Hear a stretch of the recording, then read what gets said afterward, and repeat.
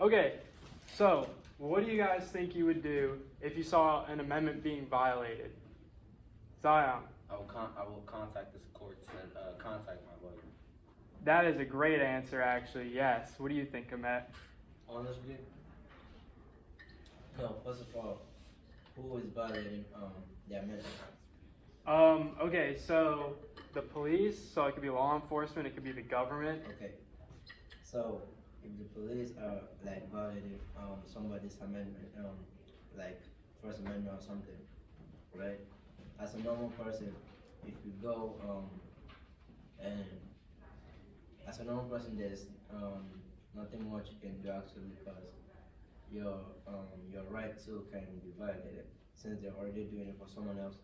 So that the best people like in this situation to like do something will be the legal practitioner or the government itself. So they're really the ones that really like penalize maybe if it's the police, like penalize the police or something. Yeah, that's true. So going to the government is a great idea, right? You can go lobby lawmakers. Do you guys know what it means to lobby? No. So it's kind of like convincing, right? Like you have these people in power, these lawmakers, and if you get enough people together. So let me ask you this. What do you see the Black Panthers doing in the movie that we're watching? Kill the cops. They're killing cops. What's that? Killing cops. They're not necessarily doing that, though. I think they're giving like free breakfast, right? They have a free breakfast program. I thought you meant that. But are they like having the right to go in there though? Like, are they allowed to be just going to other territories, knowing that's a lot going on? The Black Panthers or the police? Yeah. So the Black Panthers do have a right to do that. So they're using their right to like rally, right, and get like a group of people together. So what do you guys think that might be beneficial? And like, how do you think that would help? Like, how do you think that would help in the process of like lobbying lawmakers to pass new laws? Wouldn't that be like bringing them all together, like to fight against the cops? Like rioting? Exactly. That's Protesting. That is a great answer, Ahmad. So when you get a group of people together like that, it's such a big influence that it brings an issue, like an amendment being infringed on. It makes that issue like more popular, and lawmakers realize that, and that's when they realize like we need to pass legislation on this. Okay, so. And Kenny, do you mind if I bring up something real quick with that? No, that's a great idea. Okay, so what Kenny's talking about is one of our principles of democracy that I keep talking about that's happening during this movie, right? It's called what? Starts with a C. The first word starts with a C. The second word starts with a B. It was in that card game you guys played. Yeah. Come on. Think about it. I'll even give you the second word for it, building. You come to a D. You come to a, starts with a C. Let it. I'll say this. I said it. The word census is in it. You come to a, oh, come on. You got it. Yeah, come on. Yeah, consensus building, right? So that is what Kenny's talking about right there. So I just wanted to bring that up. Apologies, Kenny, for that little stop. No, I think that's great. So yeah, consensus building is very important, and also community building, because I want you guys to realize that this is something that's not just happening in the movie, but it still happens today. I want you guys to realize that, if this ever happens, you know what to do in this scenario. So we're gonna rewatch a clip of the movie we have been watching. It's just gonna be a couple seconds, but I want you guys to think about what you notice when Bill O'Neill, you guys know Bill O'Neill is the main character. So notice what is on his face when he is being interrogated by the FBI agent. Oh, he was head up to that one. Yeah, so we might not even need to pull it That up. was in the beginning. Okay. That was in the very Make sure I beginning. bring up this video for them. Wasn't it? That was in the Yeah. beginning once he got caught We'll up. watch it again so everyone else will see it, but you're.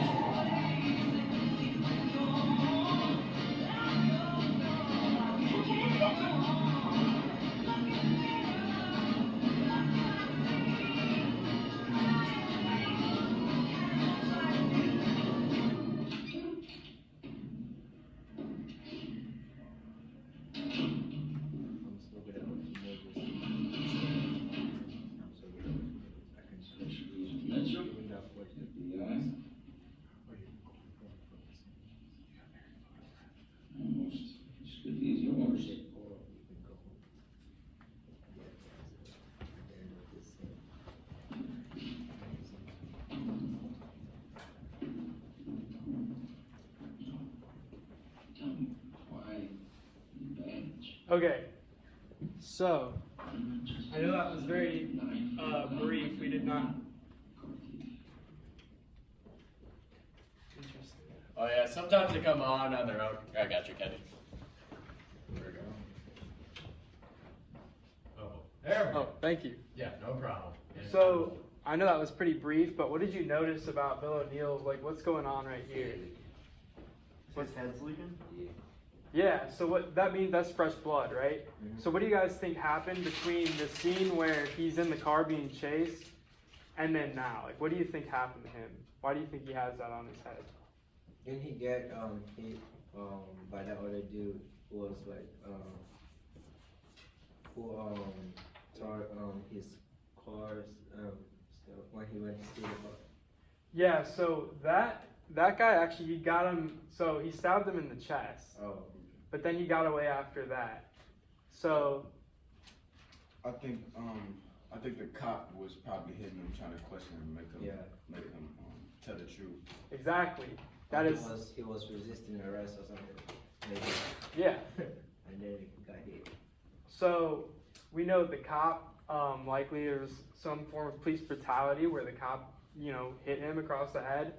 And we don't see that but we could assume that, right? We can kind of conclude that from the movie. So because the blood is fresh, do you think that he had a right to a fair and speedy trial?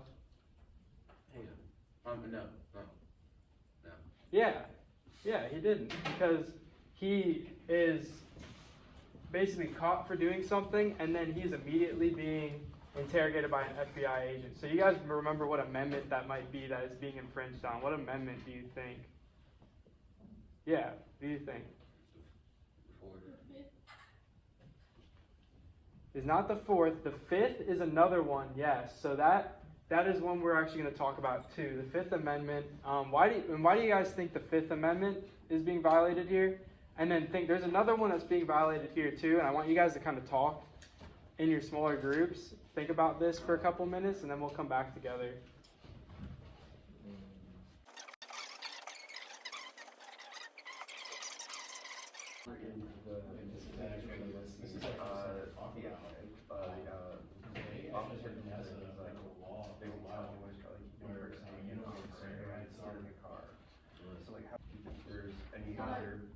Amendments within the.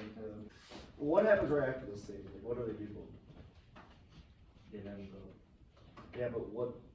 They made him snitch. Right. So, what is that? Is that kind of unusual, maybe? Yeah. So, what amendment is it? That's an amendment. Well, Yeah, guys.